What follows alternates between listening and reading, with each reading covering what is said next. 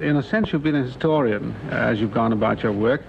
And let's talk first a little, if we may, about your book, The Gutenberg Galaxy, where you argue that for a long time, without actually understanding it, we've been living in a culture in which our whole way of looking at the world has been determined by typography, by the successiveness of print and so on. Would you like to enlarge on that a bit? Well, I remember I decided to write that book when I came across a piece by J.C. Carruthers, a psychiatrist, on the African mind in health and disease, describing the effects of the printed word on the African populations. It startled me and decided me to plunge in. But we have a better opportunity in seeing our old technologies when they confront other populations elsewhere in the world.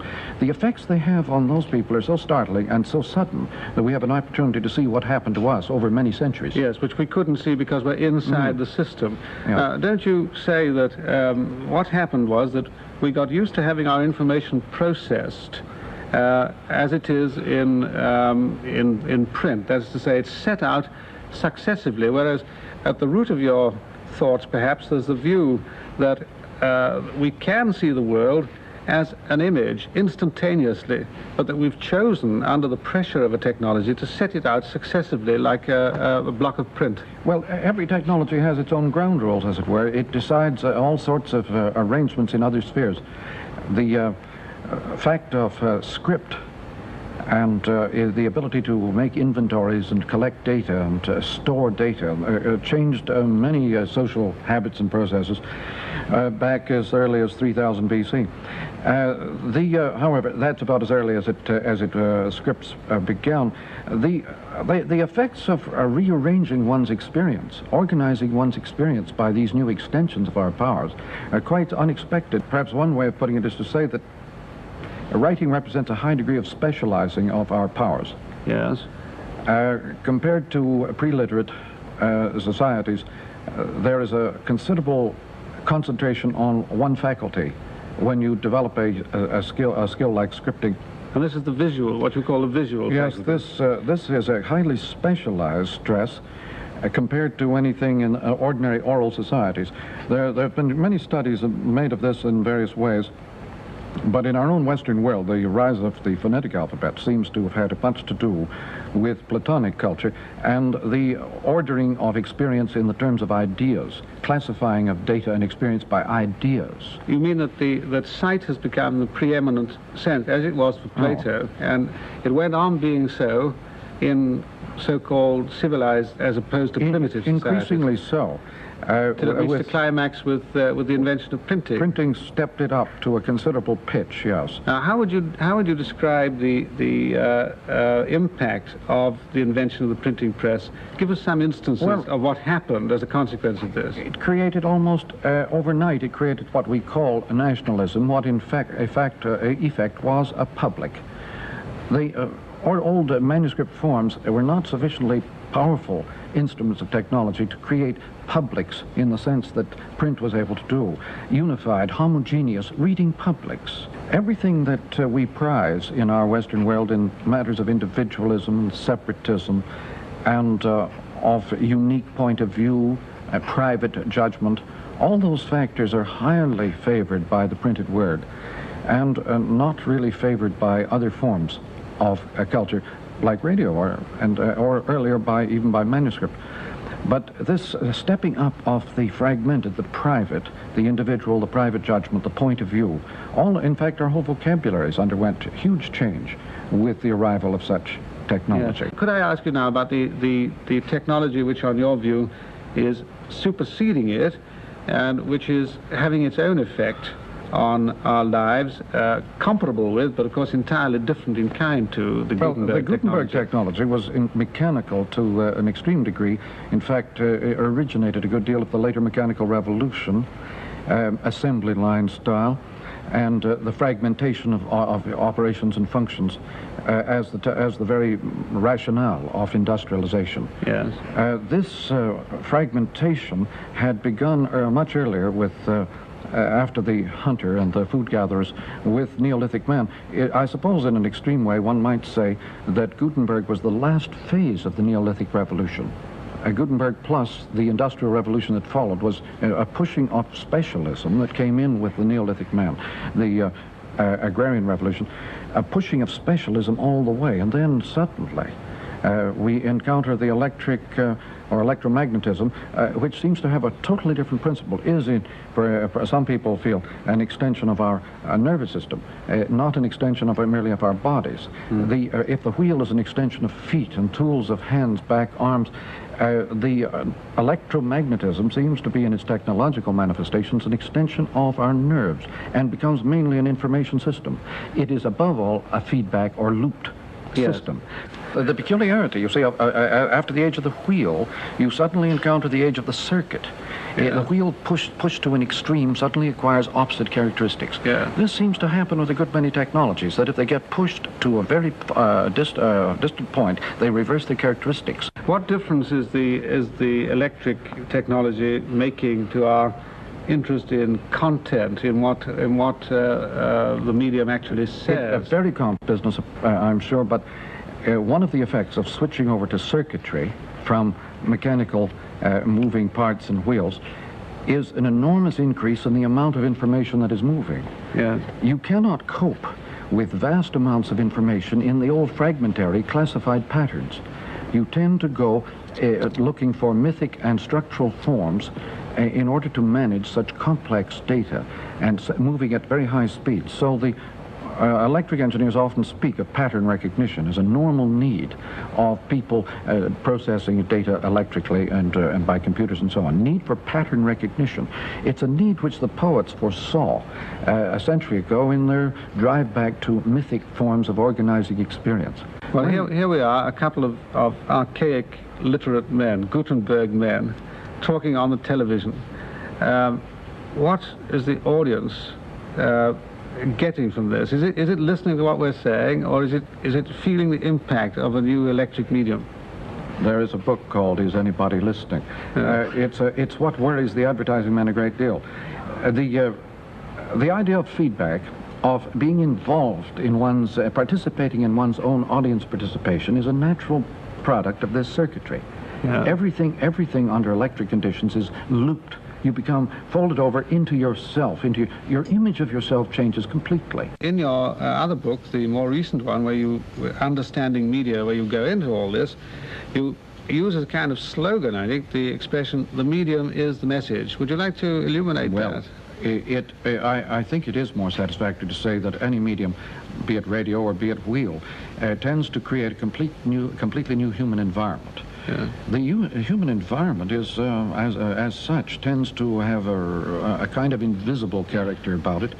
The unawareness of the environmental is compensated for by some attention to the content of the environment. The environment as merely a set of ground rules and as a kind of overall enveloping force gets very little recognition as a form, except from the artist. I think our arts, if you look at them in this connection, do throw quite a lot of light on environments. The artist is usually engaged in somewhat excitedly explaining to people the character of new environments and new strategies of culture necessary to cope with them. Blake is an extreme case of a man who was absolutely panicked by the kind of new environment that he saw forming around him under the auspices of Newton and Locke and industrialism. He thought it was going to smash the unity of the imaginative and sensory life all to bits. But the artist, what he was insisting upon in his own lifetime became quite a popular and widespread movement later on. Can I return to television? Because here we are, where whoever's listening to us is also undergoing the impact of television at the moment. On your view, they're all deceiving themselves insofar as they're paying attention to what we're saying, because what's going on is a medium which is in itself the image that they ought to be concerning themselves with. The medium of television has many characteristics which have been unheeded. Mostly it is seen under the aspect of movie form. The TV camera does not have a shutter, does not take pictures.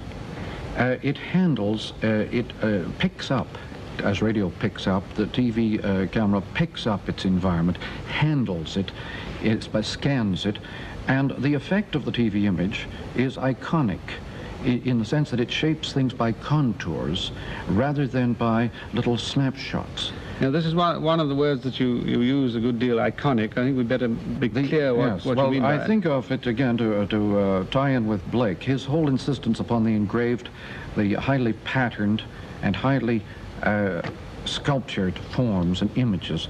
The iconic in that sense is very low in visual quality, very high in tactual quality. Active touch, not cutaneous, but active touch, as the psychologists insist. You call television a tactile medium, iconic medium. Iconic. Having much in common with the cartoon for which it is ideally suited, much more well suited than for pictures. If you feel that we are going to have to come to terms, or we are coming to terms, much more than typographical man with this kind of instantaneous image, and I'd like now just to ask you about the distinction that you draw between different kinds of media within the electric technology. You call some, such as television, cool, and some, such as radio, hot. Now, what does this mean?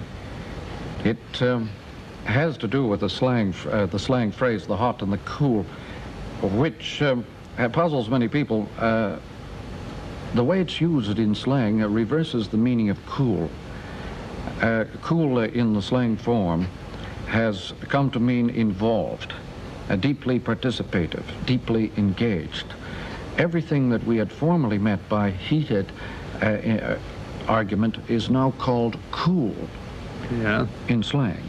Cool, though the idea that cool it has reversed its meaning, I think has some bearing on the fact that our culture has shifted a good deal of its stress into a demand that we be more committed, more involved in the situations in which we ordinarily work and experience. A cool medium is one in which the definition is low and the audience has to work and supply the gaps.